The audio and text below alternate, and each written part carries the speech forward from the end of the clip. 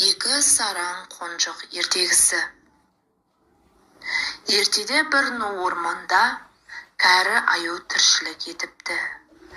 Аюдың екі қонжығы болыпты. Қонжықтар өскен кезде бақыт іздеуге жолға шығыпты. Олар жолға шығар алдында анасымен қоштасыпты. Ал анасы қонжықтарын құшақтап, еш уақытта бір-бірінен айырылыспауды талап етіпті. Анасының бұйрығын орындауға сөз берген қонжықтар жолға шығады.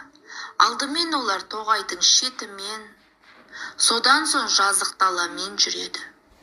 Сөйтіп бір күн жүрді, екінші күн жүрді. Ақырында бар қоректері таусылды, ал жолдан табатын ештеңе болмады. Қонжықтар бірінің артынан бірі еріп келе жатты. Сол уақытта кіші қонжық: «Ағатайым, менің қарным ашты», деп шағымданады. «Менің де қарным ашты», деп өңі бұзылып, басын шайқады. Солай жүре берді. Кенеттен үлкен ірімшікке кезікті. Әділ жолмен тең бөліспек еді. Бөлісе алмады. Қонжықтар бір-бірінен ірімшікті қызғанып, ұрысысып, ақырып тұрғанда кенеттен жандарына түлкі келеді. «Неге ұрысысып тұрсыңдар?»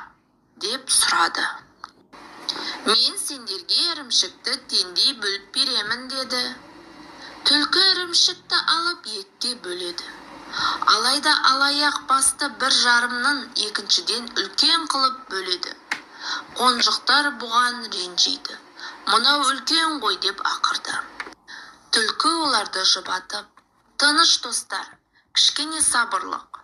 Қазір бәрін реттеймін. Мен өзімнің жұмысымды білемін», деді.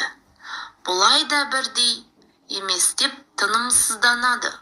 Ол үлкен жарты бөліктің жартысын қылғытып жұтып қояды. Енді кіші жарымы үлкен болады.